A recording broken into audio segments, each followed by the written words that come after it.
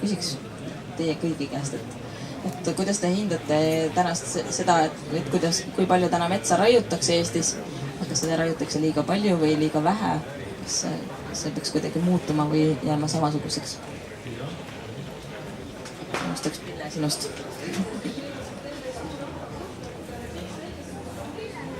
Eestis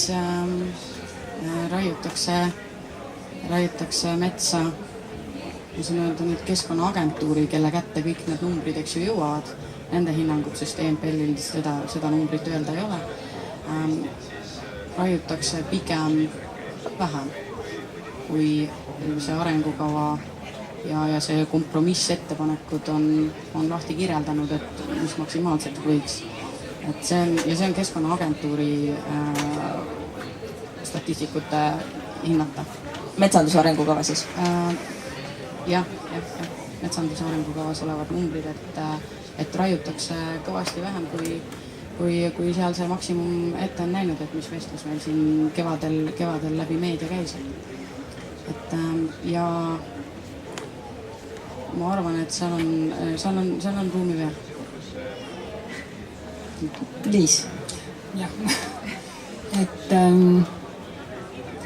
raiemahtude sellest optimaalsest piirist rääkides tuleb võtta arvesse väga palju erinevaid tegureid. Ja tegelikult Delfi jaoks on olnud väga keeruline ka ise nagu sõnastada mingisugust raiemahtu, mis siis võiks olla kas paras või suur või selle ümber nagu Elf võib-olla on varasemalt nagu olnud kahe vahel, et mis see number võiks olla. Aga möödunud aastal Elfis koostati uuring, mis tegelikult oli laiem kui metsandus ja mis rääkis siis Eesti majanduse võimalustest liikuda sellise vähese süsiniku suunas või ühesõnaga selline kliimapoliitiline dokument. Ja selle käigus analüüsiti, milliste raiemahtude juures on võimalik tänase metsa kogutagavara säilimine.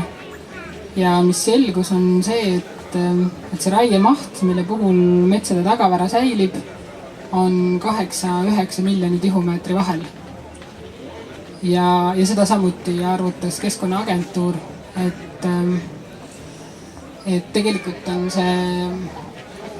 see tagavara vähenemine selline teema, mida näiteks metsanduse arengukava ei käsitle.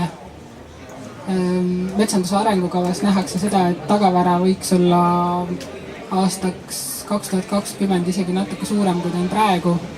Ja selles mõttes see tagavara vähenemine oli ka meile uudis. Ja miks see tagavara vähenemine meid muretsema paneb raiemahtude puhul on see, et tagavaras on talletunud süsinik.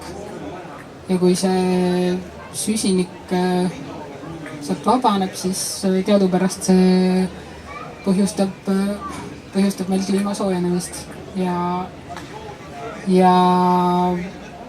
muidugi üks argument selle vastu võib-olla on see, et seda puidutööstuses, seda materjali, mis sealt metsast varutakse, pärast kasutatakse, aga kindlasti mitte nagu täielikult, et mingi osa sellest ilmselt jõuab pärast ehitistesse või mööblisse või jääb nii-öelda talletatakse kuskil väljaspool metsi.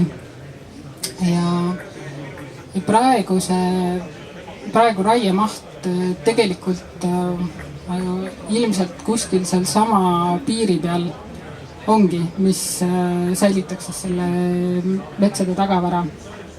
Ja Elfi hinnangul ei tohiks sellest suuremaks enam tõusta. Ja kuigi metsanduse arengukavas see number on suurem, see on 12-15 miljonit tihumeetrit, siis Elfi võib-olla vastuargument sellele ongi see, et metsanduse arengukavas lihtsalt ei vaadatud neid numbreid. Et see on uus info ja selle peale tuleb mõelda.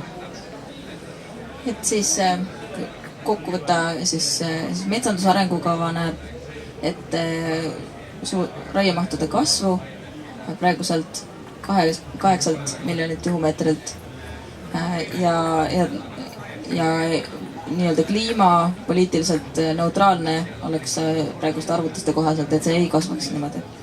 jah, niimoodi